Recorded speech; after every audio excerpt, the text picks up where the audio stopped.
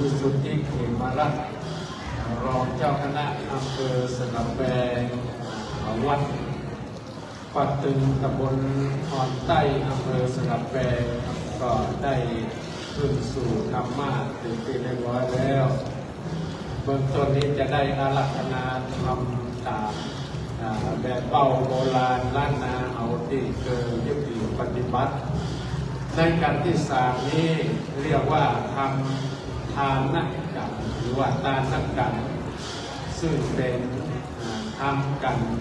วันสามที่กล่าวถึงพระเวสสันดรพระนางมัตสีได้คือตาลราชรสคือแก่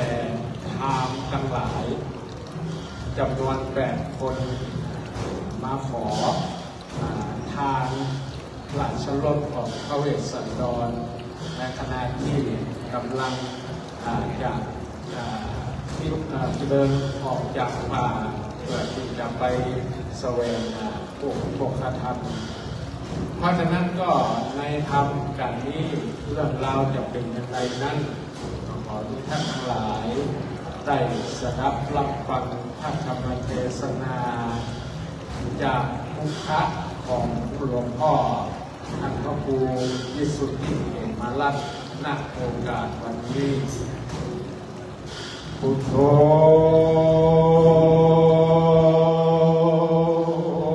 โลกนาโธ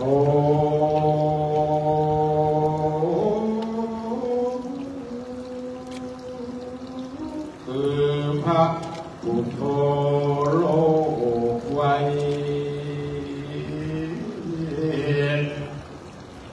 10 นิ้วต่างต่อมาก้มกราบวันตาบัดนี้ก็มาเถิงตานักกันทวน3 บ่อเสเป็นเหตุเพื่อพี่น้องศรัทธาทานตั้งหลาย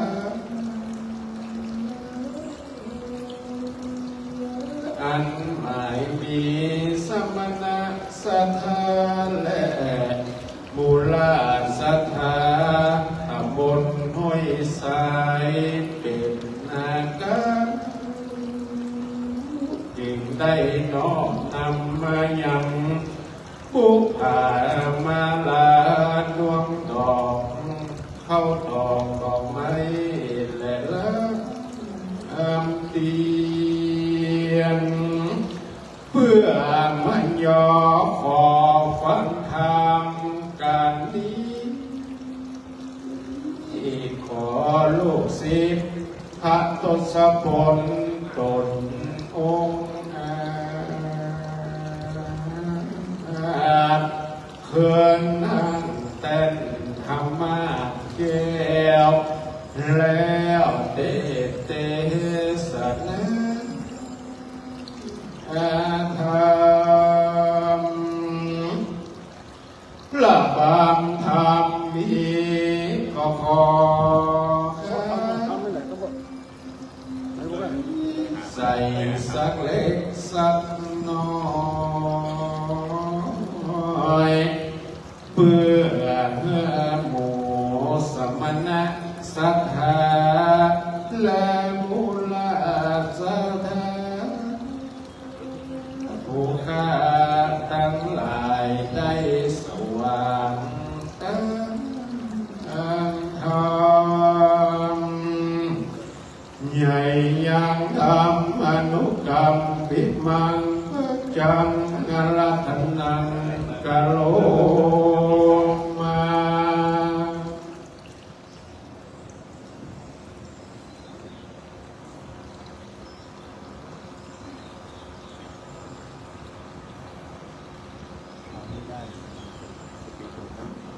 ขอกราบไหว้สาธรร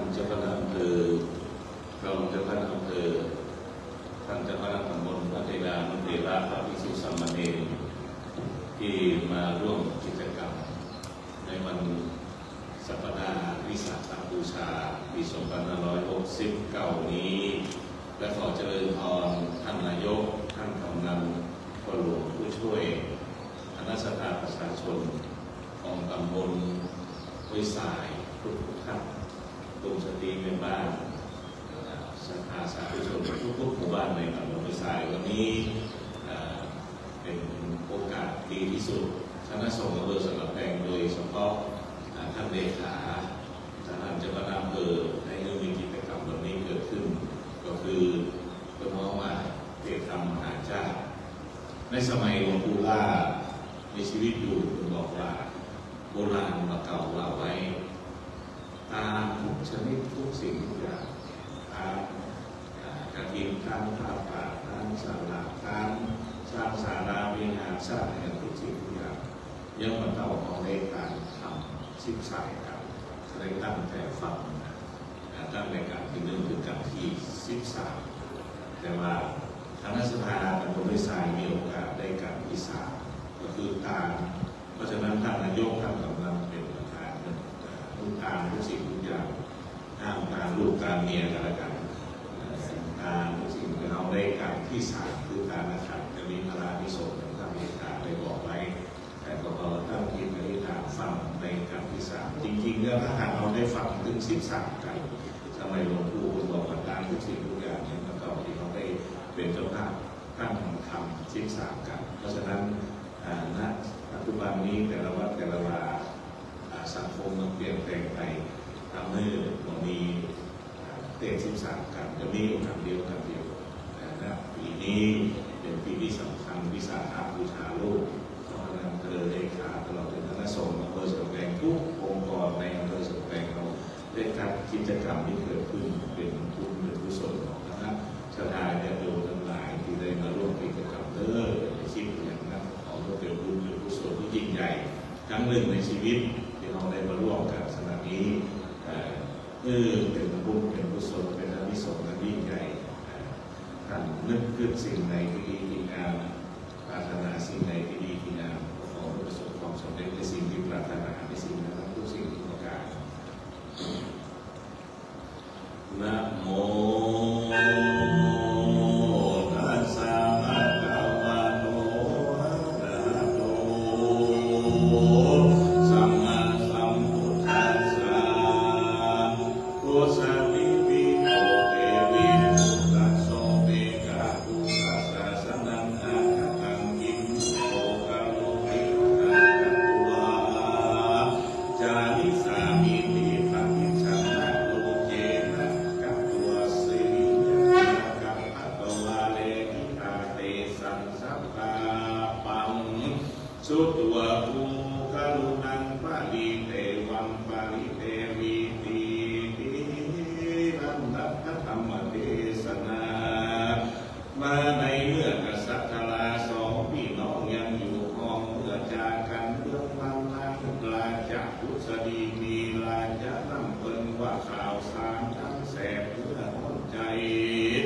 เครื่องในมาลอดเดินลูกปูสันนี้จะเป็นเหตุสันใดควรปูไปหาจับหูเลยว่าอันในนางเจ้าก็ไปโดยว่ายานคำอันการกันดีแล้วใส่ก็ไปยืนอยู่ประตูไกลห้องนอนอันบวรสดีสัสดีขึ้นจ้อยก็ได้ยินยันคอยเทียนจาสองผู้ตาจะใจนางก่อห้องให้นักนาคนข้าศพบุญนานมากนักวันนั้นแหละนาตมะทันปะกาเซนโตสักขาหาเตสังการภิกังสุตัวดังนี้เป็นคำพระเจ้าว่าภิกขเวดุลาภิกขุทั้งหลายนางสายใจพุทธดีตนแม่เชื่อเท้าแต่ลาจะวงศาได้ยินคำจ่าที่คอยจ่าอ่อนนอนแห่งลูกทั้งสององค์นางหมอจับทะลงโกนอยู่ในก่อห้องทำให้ใครมาว่าควรกูกินยาปีปิดนวลตายขนาดนั้นหนึ่งก็เปล่าตกอาสาทั้งหลายอันหนึ่งจับผูกคอตายโดยเชือกลูกกูจับจาตาจ้าเกือกนักขาเจ้าปานาคำเกือกกับลูกกูนี้ เบิ่งตนว่าจะใจสันติหาความท่ามีบ่ใจเป็นที่เข้าไปใกล้แห่งญาติคนยากบุปผาพ่อแม่คนยังเท่าแก่วงศาเป็นใหญ่บัวตาพญาและพี่น้องก็ผิดแผกของกันใดเจ้าเมืองทั้งหลายนั้นว่ามาขับลูกผู้หาโทษว่าใดถึงหนีจากเมืองไปนั้นจานาพญาใดให้สามีเลี้ยวก็เล่าโลมลูกแก้วสายใจแล้วไปสู่ดาวลงสนใจตนเป็นบัวเลี้ยวนาของให้กล่าวคาถาว่ามัทุเทวาปสิตามีอัมภาวะปสิตาดังนี้ข้าได้มหาราชเจ้าหลวงเทิงอันตัวแม่มีแหลมมันแก่เขาแน่บ่ได้คนเข้าไทยเอากินง่ายสันใดอันหนึ่งมาไม้ม่วงคนใดเป็นลูกหาคนถูกทักษาบ่ได้เตียนย่อมเป็นไปสาทางแก่คนสันใดบ้านเมืองแห่งมหาราชเจ้าจะเป็นสาธารณะแก่เจ้าพญาทั้งหลายตาพระเพศเอกมหาราชเจ้าขับลูกเก่าตนมีกันหาบุญมีเจ้าแก่เท่าแก่ลีคนหาลูกตนจะครอบกำหมดใดก็จะซบเศร้าเหงาในองค์เป็นดังนาจากองค์ปีขัดอันผู้ซบเศร้าอยู่เหนือเปลือกลมในบัดนี้มหาราชเจ้าขับลูกเก่าเมืองทางหนีเหตุมันกำจาปีสีสมสอข้าวก็ตั้งต่อพิจารณาขอพระราชาเจ้าอย่าได้ขับลูกเก่าเอานี้แด่เพื่อพระยาสีชนใจและยิ้มดังอันจริงกล่าวว่าตุลานาพุทธดีเก้าพญาตนในปฏิภาคก็จอบใจเจ้าเมืองขับหนีไปตามจารีตเอาก็บอกแต่บ่รีบตามโบราณจับอนุขับตามเจ้าเมืองมากล่าวจะขับลูกเก่าเอาไปบ่ใจเกิดแต่ใจผู้ตนก็ฮักลูกหนอสายใจกูฮักเพียงหนอละให้ข้าคอยเลยนะส่วนนางราชพุทธดียินคำบ่ดีข้าโสดอยู่บ่ได้ก็นำให้ไปมาว่าอันหมู่ข้าจ่อน้อยตึงใจอยากใจไปก่อนหน้ากูหมู่มาอ่านคำรุ่งเรืองงามดังดอกกันนิกามาแหวนย้อนยกโตลูกกูไปบัดนี้ลูกกูจะไปรับหมู่จ่อน้อยตึงใจเข้าสู่ป่าดงไทยโตเดียวดาวน้ำจาลูกกูเคยอยู่ลงสีสะสมลมมันงามเครื่องแต่แลเรือนดังปีกแมงกล่องคำโยธาหันการกล่องมันแลแดงเหมือนดังรัศมีแสงพระอาทิตย์ออกมาเป็นพระวิมานแลต้องไปก่อนหน้าและตามหลังวันนี้กูผู้หนึ่งกูเดียวจะเข้าสู่ดงเขียวป่าไม้ดังมือจะไปน้ำจะเป็นดังนางนาจะบัดดีสดีสะไปน่าเคยอยู่ห้องปราสาทอันมีสีเคยนุ่งผ้าโกสีแปลงเข่าบัดนี้นานได้ไปอยู่ป่านุ่งผ้าเปลือกไม้เป็นกองกาอันเรือนานพญาจับพบใดอิ่มดูสะพายสายใจนางเคยไปด้วยเมืองยาสีกายบัดนี้นางจะไปด้วยตีเป่าแต่แลอันหนึ่งนางพญาไปในที่ใดย่อมมีนางราชนมตามไปก็ขาดบัดนี้เป็นทุกขนาดจะเข้าป่าไม้ดงเขียวสะพายแม่ผู้เดียวหลังมือจะไปในนั้นจะแต่ก่อนมากันนานได้ยินเสียงทิ้งก่อกันออกมาห้องเราแอกได้ยินเสียงลูกกาแย่อันมาห้องลูกร้องแก่กลางคืนนางทุกไก่ตื่นนางงอไก่สั่นเป็นดังแม่มด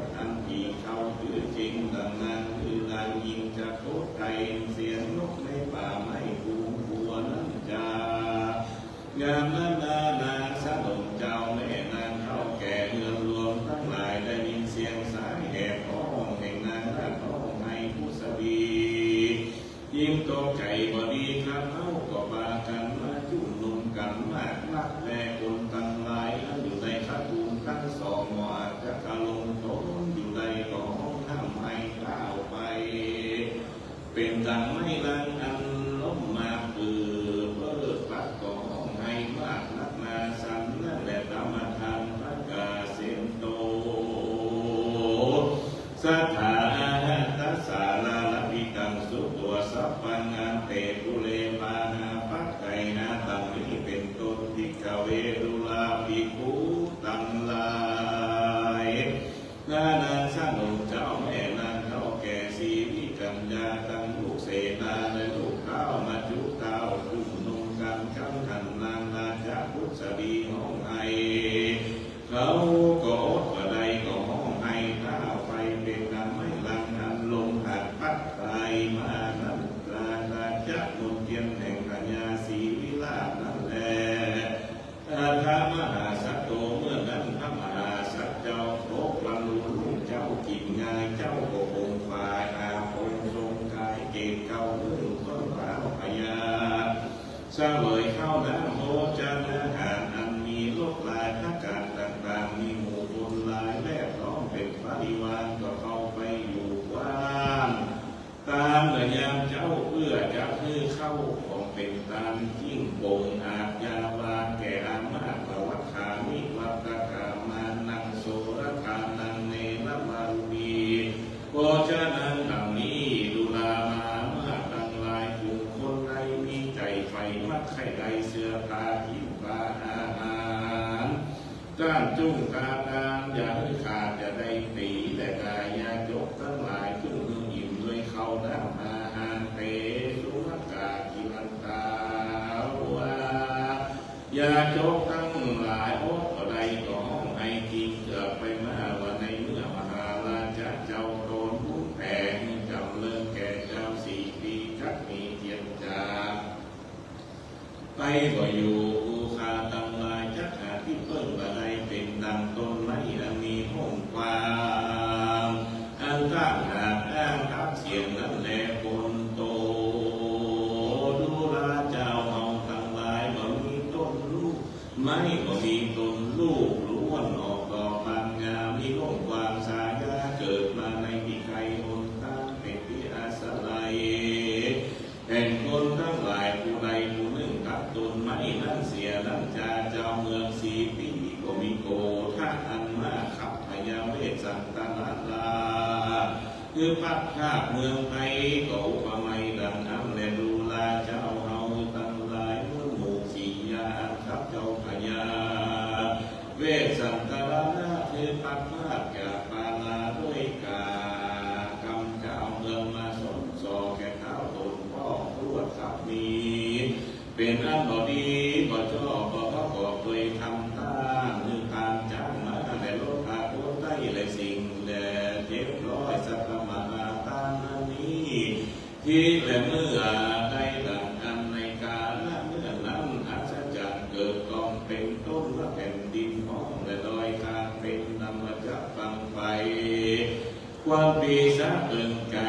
นังหัวพ้องเกิดมีแต่เดชลิธีตังดาบริจากเจตนาแห่งพระมหาสัจเจ้านั่นแลในกาลนั้นเทวดาทั้งหลายก็ไปบอกกล่าวแก่พญาทั้งหลายในสกุลระดุมโตภูที่พระพญาเวสสันตนะเจ้าโน้นเป็นใหญ่จะพบไปเมื่อเป็นตามและเท้าโดนเกี่ยวจะเข้าไปสู่ป่าไม้หิมะตามว่าอันเหตุนั้นเท้าพญาทั้งหลายมุ่งหน้าก็มาทับตามจากเจ้าเวสสันตนะบุญเรืองแล้วก็กลับไปสู่เมืองแห่งตนด้วยเหตุตามมันนั้นก็เป็นกาลอันค่ำตาวันตกต่ำนับดอยไปเจ้าก็มาสู่ภาษาลาชมนเทียนแห่งตนแล้วตนแก้วยิ่งลำเปิงว่ากูจะไปไว้สาสันอำลาอย่างพ่อแม่เจ้าด้วยลาจะลดทันทีส่วนนางลาจะนาทีก็ขานิ่งใจว่ากูจะไม่ตามมายาเวสันตนะจะขออนุญาตโอกาสไปดีนางเทวีก็ไปกับโดยพระมหาสัจเจ้านั้นและส่วนมหาสัจเจ้าก็เข้าไปไว้อย่างพระราชวิกาออกจีญาดังจักไปวันนั้นแหละธรรมทางพระกาเซนโตสัทธานะอมันตายิตาอาจานังสัจจนังธรรมิกังวรังอาวาพุทธสิมังเทวะวะกังรักษามิตังนิภิกขเวดุลาภิกขุตัง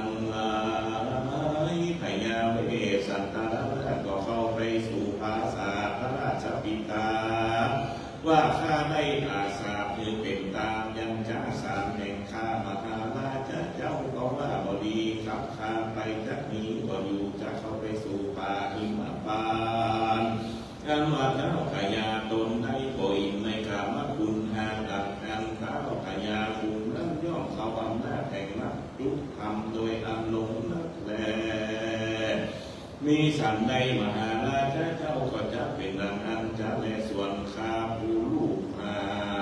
สุขยินดีด้วยสดีสัมปติแห่งตน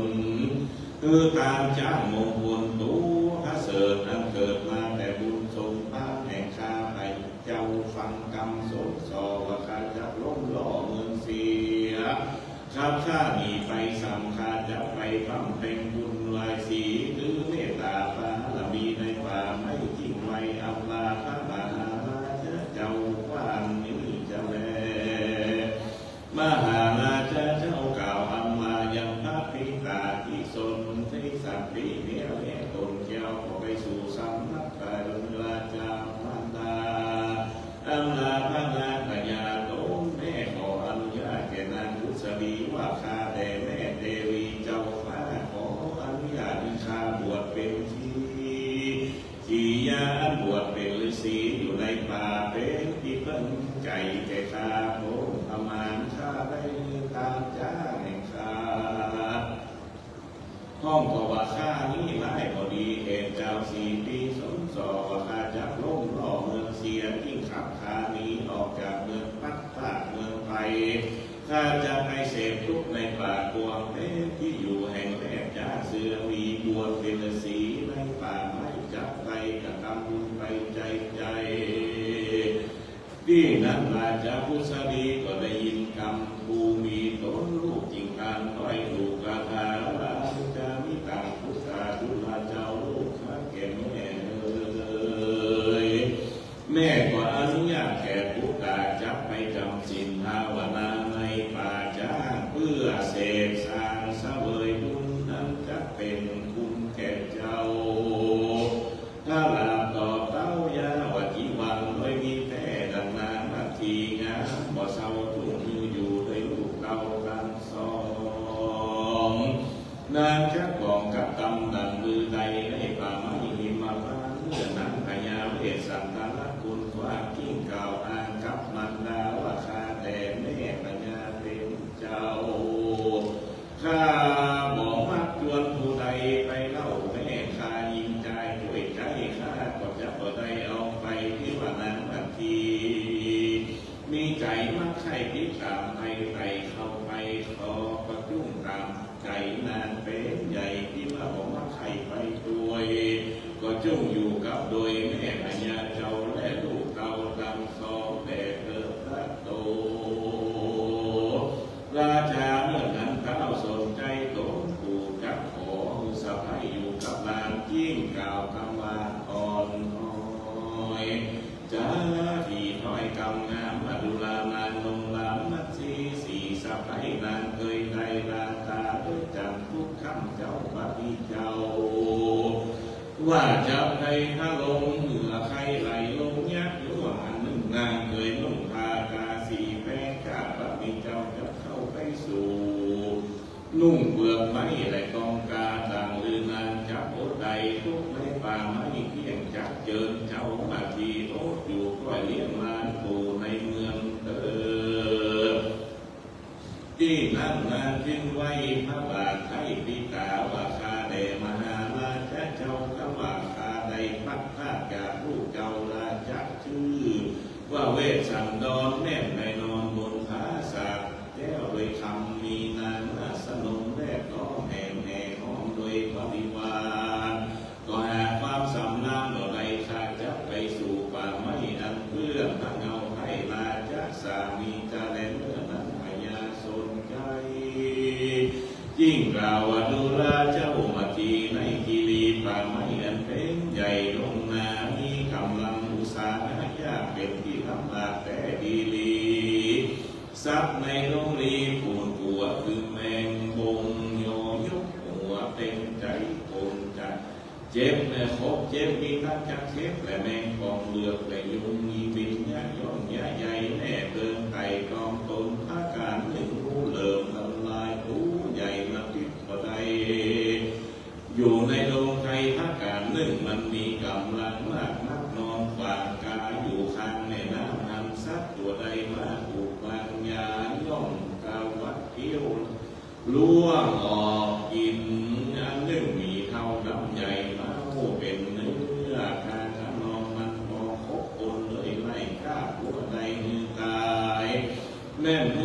ขึ้นแล่นขึ้นต้นไม้ก็บอกโอ้ใดสักคนอันหนึ่งควายเถื่อนตรงเป็นหมูลี่อยู่ข้างแม่น้ำโตตุละทีมีเขานี่ป่าหมายนี่คิดแม่นหันคนแล่นมาเอามาคิดมันก็อันหนึ่งจับใจหันแม่นัวเถื่อนอันขาลูกใจใจหันมาคนมาใกล้แล่นเขามาคิดหลังลือชีวิตเจ้าจักรอดไทยอาการหนึ่งเจ้าจะได้หันหมูกา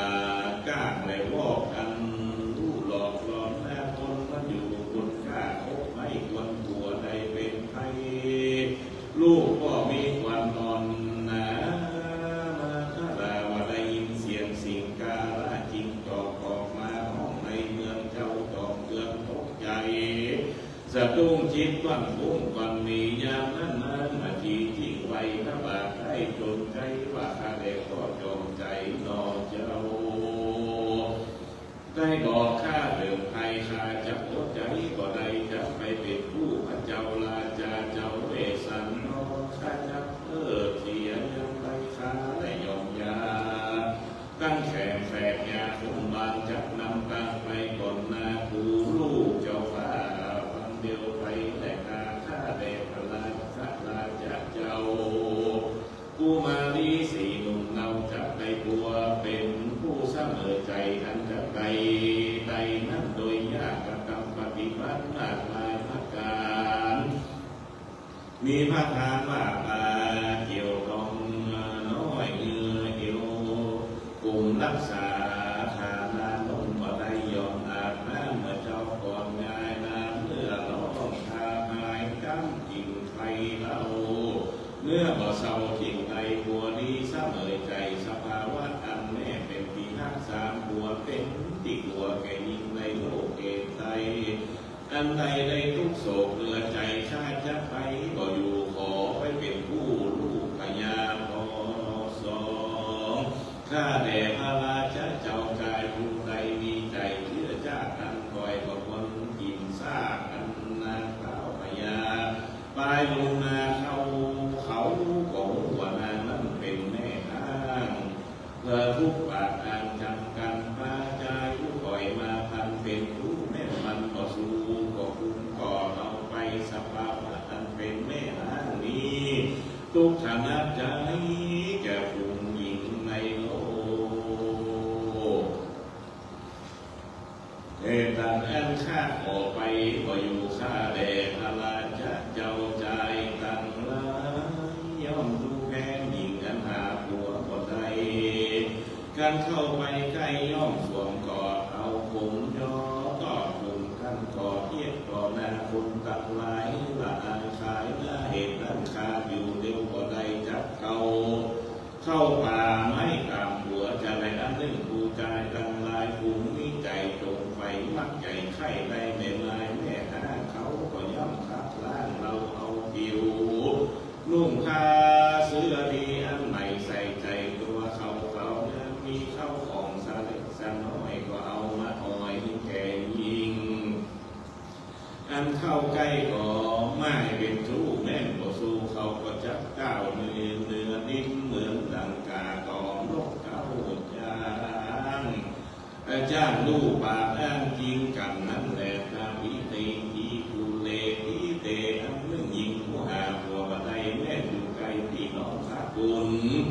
มีเครื่องเงินคำตูตั้งไว้ก็ยังได้ยินคำด่ายอท่อไปมาแก่ญาติพิการที่น้องกายตั้งนิสัยเพื่อนบ้านท่าเที่ยวเยี่ยมตามดูแก่ข้าขอไปตุยพระบาทให้เข้าไปป่าไม่ตามผู้เล่นนาคานาทีอนุคาโตแม่น้ำใดหาน้ำบ่ได้โลกเก่าไว้ว่าแม่น้ำเปล่าได้บ้านเมืองใดหาเจ้านายเมืองบ่ได้เมืองนั้นใส่ทั้งเก่าเป็นเมืองเป่าเสียสีมีสันใดยิงตั้งลายภูมิใดมีพี่ชายใดและ10 คนก้อยหาผัวบ่ได้ยิงตั้งลายภูมินั้นตั้งเก่าแม่หาทุกปากอ่านจริงกันเอาทัดโททรักษาอันหนึ่งจ่อหน่อยแต่พึงใจยกย้ายไปพบตื่นนกพาพบอันแต่ไกลไฟที่ใดก็ปากฏอันควันมา ก้าวพญาก็ปรากฏแก่บ้านเมืองว่าเป็นใหญ่ใจผู้เป็นผัวย่อมปรากฏแก่บ้านเมืองว่าเป็นใหญ่ใจผู้เป็นผัวย่อมปรากฏแก่หญิงทั้งหลายในโลกเพื่อผัวทุกโศกยากไร้เข้าของบ่ได้เข็นใจยิ่งผู้นั้นไปตามบ่ขาดยามเมื่อผัวเสวยราชสมบัติเป็นข้าสัตว์โตใหญ่ยิ่งผู้นั้นก็หากกดถลงยศเป็นดังเจ้าด้วยผัวตนดังอันยิ่งผู้นั้นเทวดาก็สักเสริมยืนยออนันต์กับกรรมการอันกับกรรมยากเมื่อผัวทุกข์ยากก็บ่ละเสียเหตุนั้นข้าขอลาลุกลงท่ากาสีให้นุ่งผ้าเปลือกกีตามผัวสภาวะอันเป็นแม่ไม้แม่อ้างทุกท่านทำนับใจแก่ยิ่งตั้งหลายในโลกกำชาได้พัดพาจากลูกข้าเจ้าฟ้าแม่ใจเป็นใหญ่เหนือหน้าแผ่นดินแม่มีน้ำสมุทรที่เป็นแม่แม่มีเงินคำแก้วแหวนของใหญ่กว่าหาสุขบ่ได้สักนานยิ่งผู้ใดเมื่อปวดตนมีสุขก็ขาดทางยามเมื่อใดห่างจากสมบัติก็บ่มีใจเอื้อไปเพื่อทางผู้อื่นมักตื่นสุขสนุกแก่ตัวถ้ากลัวใจในยิ่งฟูงนั้นนั้นเป็นกายานักหนาข้าจะขับตามเขาก็ได้จะตามเข้าตามไม่ตามกลัวจะในว่าหาลาจะมาจริงสักวันโกกาโศพันัง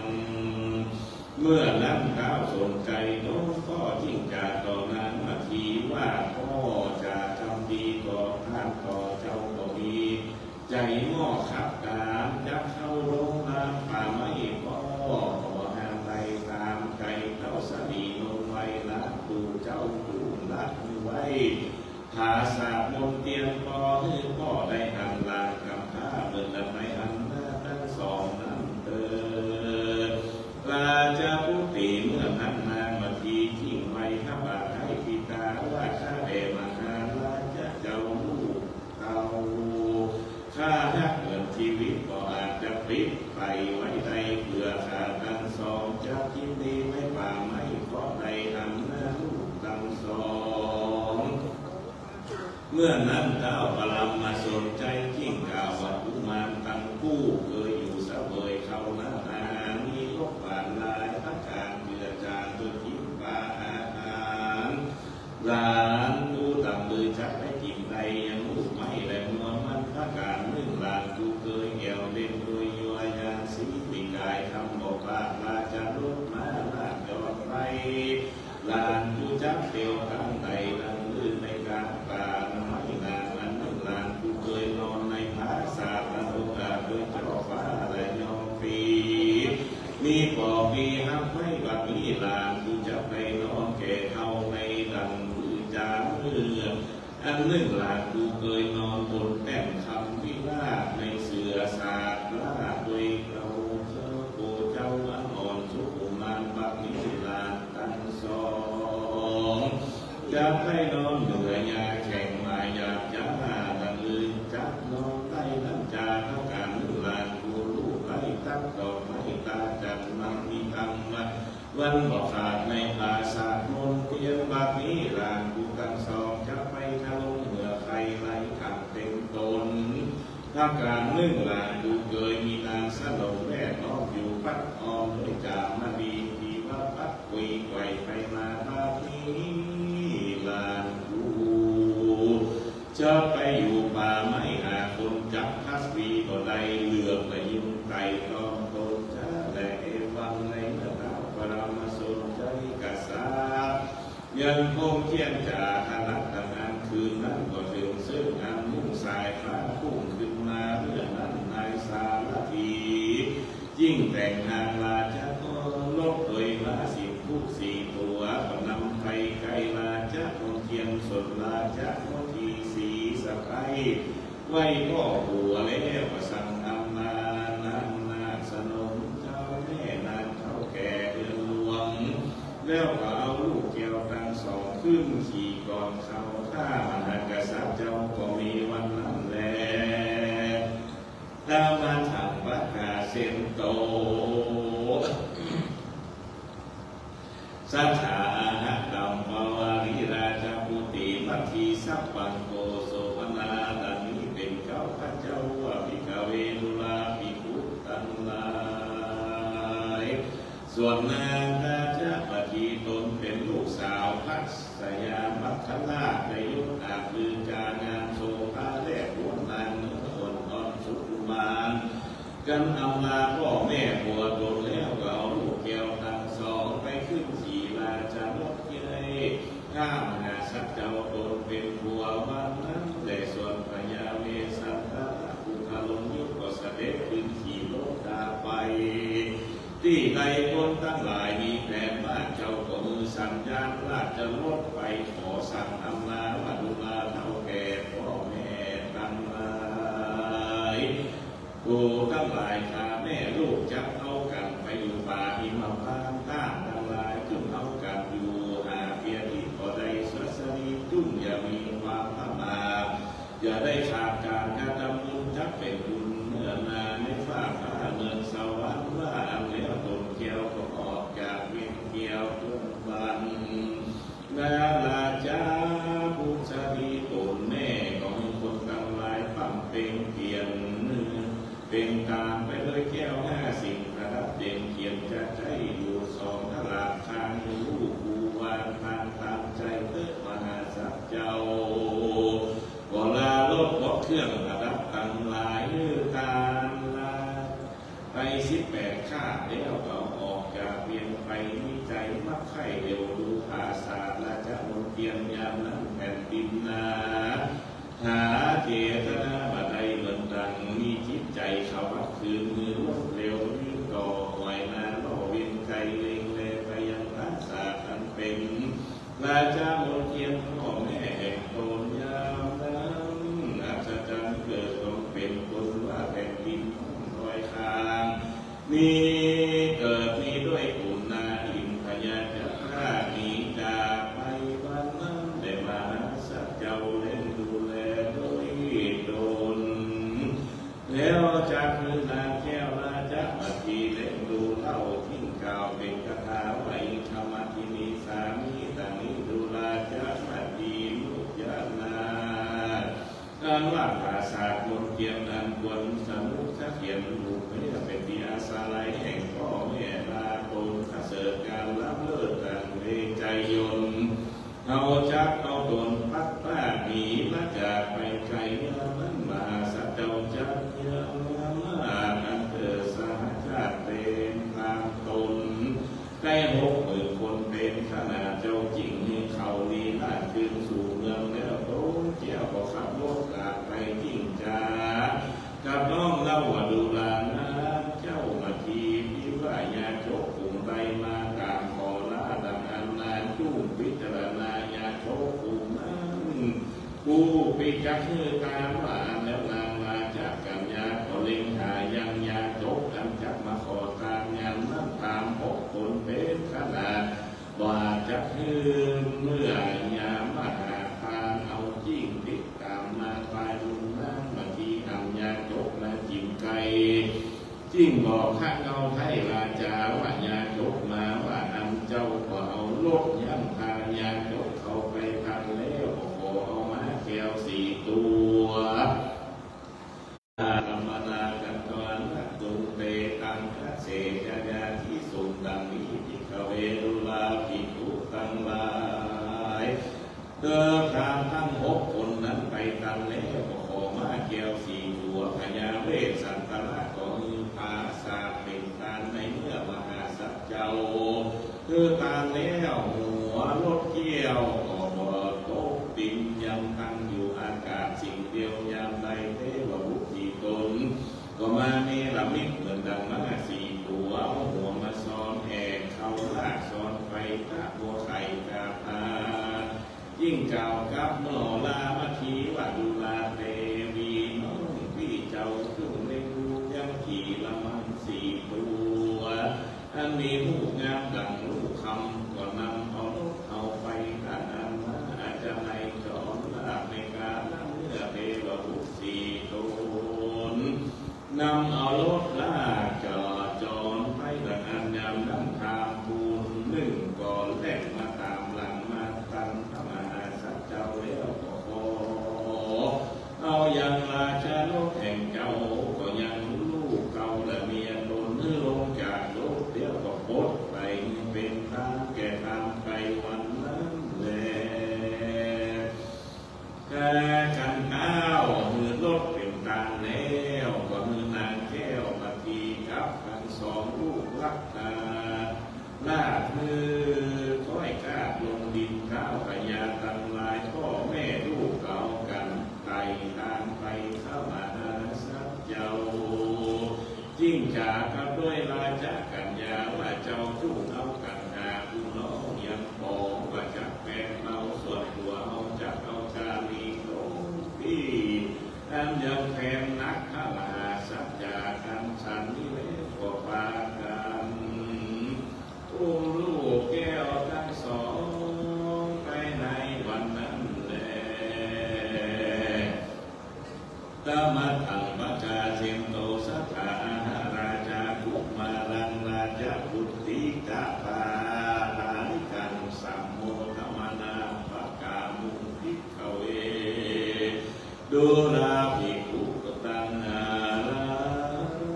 อิปังเมื่อพัฒนาชาติเป็นพยาเวสันตลาลาใจพระพากจากให้ฟ้าก็อุ้มเอาลูกกำพร้าชื่อว่าจารีส่วนนางมาทีขออุ้มเอานางกันหาเจียมจากดอยคำจูจงชื่นยินดีจะใจก็เข้าไปสู่ยังป่าไม้มาบ้านโดยประการนะดังกล่าวมานี้แหละนะตากันหังลิขิตังสีนาสังวนันนายังทานสันปริเศษตันปะดับปะดาโดยคาถาว่าได้200 เก้าคาถาก็บังภูมิทรงเมตสเรสาธุสาธุสาธุพระธรรมเทศนาจากที่3ที่ว่าการนักขับแสดงโดยหลวงพ่อท่านพระครูวิสุทธิเขมรัตน์รองเจ้าคณะอำเภอสลับแปรก็ได้เป็นตาแสดงพระธรรมเทศนาจบลงไปเป็นปีเป็นร้อยแล้วสำหรับคณะเจ้าภาพในการที่3นี้ก็ประกอบไปด้วยคณะสงฆ์พระภิกษุสามเณรในตำบลห้วยทรายซึ่งมีอยู่ด้วยกัน8 วัดมีอยู่ด้วยกัน7 วัดซึ่งมีภาคสงฆ์คณะที่2ก็นายกเทศบาลผู้บริหารปลัดเทศบาลประธานสภาสมาชิกสภาเทศบาลเจ้าพนักงานเจ้าหน้าที่ญาติเทศบาลตำบลห้วยทรายคณะที่4ชมรมกำนันผู้ใหญ่บ้านสารวัตรแพทย์ผู้ช่วยผู้ใหญ่บ้านตำบลห้วยทรายแล้วก็กลุ่มวาสกวาสิกากลุ่มสภาวัฒนธรรมกลุ่มชมรมผู้สูงอายุกลุ่มพัฒนาสตรีแม่บ้านกลุ่มอาสาสมัครพัฒนาสุขประจำหมู่บ้านอสมกลุ่มเยาวชนในตำบลห้วยทราย8 หมู่บ้านและก็มีสถานศึกษาคือโรงเรียนบ้านโรงเรียนวัดพระจอมคณะครูนักเรียนศูนย์ส่งเสริมการเรียนรู้สปร.ตำบลห้วยทรายจะได้น้อมถวายการเทศน์ขององค์กรแต่ละองค์กรจะได้กราบอาราธนาหลวงพ่อท่านพระครูวิสุทธิเขมรัตน์เป็นตาหลวงพ่อได้ลงมาด้านหน้าเพื่อรับการสงเคราะห์ซึ่งองค์กรหน่วยงานในตำบลห้วยทรายจะได้ถวายการเทศน์เพื่อร่วมสนับสนุนสงเคราะห์คือแก่ผู้ประสบภัยในอำเภอสันกำแพงซึ่ง คณะศรัทธาทุกองค์กรนั้นได้ให้ออมเรียกว่าเป็นน้ำทิพย์น้ำใจ10 บาท20 บาทเติมตุ้มเกลือปูนคือกับพี่น้องที่ได้รับผลกระทบในท้องถิ่นท้องที่ในอำเภอสลับแบนของเราแม้ว่าหลวงพ่อได้รับแล้วก็จะเกิดเป็นมรรคเป็นผลคือแก่ศรัทธาญาติโยมเบื้องต้นนี้จะถวายกันเทศองค์เทศก่อนก็ขอได้รับเกียรติจากท่านสอนจอนักกินตาพ่วงตรงอันนี้เป็นเจ้าภาพกันที่3นอกจากนั้นกันแล้วก็คณะศรัทธาวัดปัดตึงตำบลห้วยทรายแล้วก็คุณแม่นางคำปันอรุณแก้วบ้านสาแคบกลางคุณมาริกาจินามอยล้านมาริกาแกสลักเจิญมาตั้งหน้านี่ก่อนประเคนขันถวายอันนี้ก่อนแม่นางคำปันมาประเคนขันนี่ก่อนมาประเคนกันตาเนี่ยเดี๋ยวหน่วยงานองค์กรเตรียมต้นของไผ่ของมันเลยเข้ามาอันนี้ถวายกันเตะอันนี้ก่อน องค์เตะก่อนถวายองค์เตะกับปิยพันธ์องค์เตะส่วนหลวงพ่อจะถวายคืนนั่นก็เรียนตาธรรมบารมีของหลวงพ่อครับอันนี้แม่นางคำปันนี่โอ้ส่งเฟซมาขอรับเป็นเจ้าภาพในการนี้เนาะเดี๋ยวอาตมาภาพจะได้ประกาศไปตามองค์กรต่างๆเริ่มแม่ประเคนฮันเนอร์เกณฑ์เลย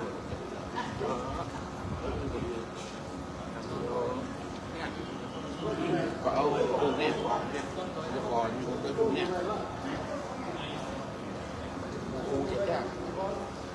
ต่อไปตัวนี้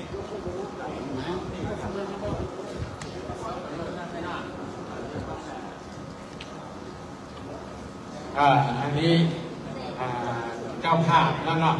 ต่อไปจะได้เชิญองค์กรในตำบลห้วยทรายเริ่มเจ้าคณะตำบลก่อนเนาะเจ้าคณะตำบลวัดล้านตองได้รับความสนับสนุนจากอันนี้เป็นตำบลคณะสงฆ์เลยเนาะสาธุครับนี่ทุกวัดทุกวาเนาะอันนี้ก็มาร่วมกันสมทบเข้าเป็นคณะสงฆ์เลยโอ้ขาดตุ้นหลวงตุ้นหลวงวัดปัดตึงตุ้นหลวงวัดแม่ตาเนาะวันนี้มาได้หันน้ำจิ้มน้ำใจมันนั่งความทำก็เจ้าอาวาสก็ยกไปก่อนเนาะศรัทธาญาติโยมยกไปก่อนดูวันนี้ว่ายังไงครับเพื่อนในการเผยแพร่ไปก่อนต่อไปองค์ก่อนต่อไปขอเชิญนายกเทศมนตรีของคณะท่านนายกเทศมนตรีผู้บริหารปลัดเทศบาลของตำบลห้วยทรายเนาะของตำบลห้วยทรายของแจกย่านี่เดี๋ยวกันต่อเนี่ยของแจกย่ากันเนาะของแจกย่าเดี๋ยวต่อเนี่ยเนาะอันนี้มันตำบลห้วยทรายก่อนโรงเรียนกิจการก่อนหรอพ่อมาได้เข้าขบวนกันโอ้เสียดายยกเองเลยโอ้นักเดี๋ยวเข้าขบวนด้วยกันเนาะคณะสงฆ์เป็นคณะกรรมการตำบลห้วยทรายทั้งสถานศึกษาครับเพื่อนไปด้วยกันมาแยกกันนี่ก็โอ้ต่อไปก็เทศบาลเนาะเทศบาลโรงเรียนออนใต้ตัวเนาะออนใต้ ก่อนจะมอบใบประกาศนียบัตรเป็นรูปก่อนเนี่ยแต่ว่าได้นี่ครับนะเทศบาลต่อไปคณะศรัทธาของปอหลวงปอกำนันมีก่อนหรือว่าอยู่ในคณะศรัทธาอยู่นั้นเอาเริ่มตั้งแต่หมู่หนึ่งโรงเรียนบอก หมู่หนึ่งตั้งแต่หมู่หนึ่งเนาะโรงเรียนก่อเสลียมบงก้างเนาะโอ้นาทีมันนั่งฟังธรรมด้วยกันแต่ปัจจัยนี่เป็นส่วนหนึ่งแต่ว่าอยากจะหันน้ำใจในเรื่องของการมานั่งฟังเป็นคณะเนาะจุดประสงค์จะเป็นอย่างนี้ก็เอาไว้เลยหมู่หนึ่งหมู่หนึ่งครับสาธุต่อไปหมู่สองต่อไปหมู่สองต่อไปหมู่สามต่อไปหมู่สาม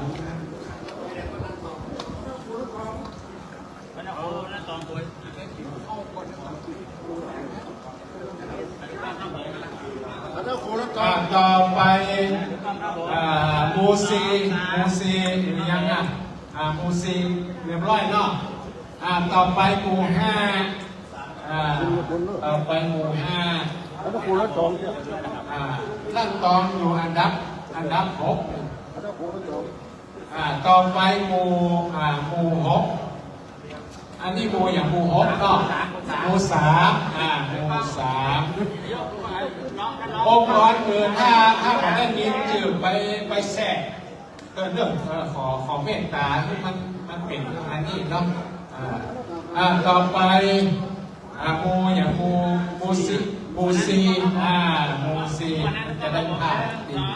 งามหมู่สี่ต่อไปหมู่ห้าหมู่ห้าคนหลวงคณะสงฆ์หมู่ห้านี่สาธุอนุโมทนานี่เป็นบุญเป็นกุศลสาธุต่อไปหมู่หกก็จะมีงานไปหน้านี่เอามาเติมมาตุ้มนี่งานบุญกับบุญจูไปหน้าเนาะอุทิศส่วนกุศลคืออดีตเจ้าอาวาสโดยสาธุต่อไปหมู่เจ็ดเนาะองค์กรของหมู่เจ็ดของหมู่เจ็ดต่อไปหมู่แปดเนาะสถานหมู่แปดสถานหมู่แปดเนาะหมู่แปดเรียบร้อยนะต่อไปคณะครูนักเรียนโรงเรียนวัดลั่นตองมีก่อนโรงเรียนวัดลั่นตองมีก่อนต่อไปคณะครูนักเรียนศูนย์ส่งเสริมการเรียนรู้สกลห้วยทรายมีก่อนต่อไปอสมเนาะอสมองค์กรอสมปีหน้าไม่ดูก่อน2 3ปกป้องนะครับผมโอเคเรียบร้อยอสมต่อไปพี่น้องไตพี่น้องไตโอ้นี่เป็นคณะศรัทธามาห้องกินห้องตามตัวกันก็สาธุอนุโมทนาเนิ่นบุญกับบุญจูอยู่ร่วมกันจะได้มีความสุขความเจริญบทแล้วเนาะบทแล้วก็เดี๋ยวหลวงพ่อจะได้อนุโมทนาให้ก่อนเด้อ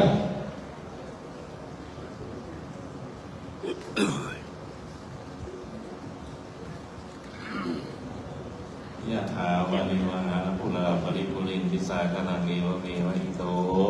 อินังเตตานังอุปกัปปติอิชิตังปฏิตังตุมังคิปเมวะสมิจจตุสเพปุเรนตุสังกปาจันโตปนรโสยะถามณิโตติรโสยะถา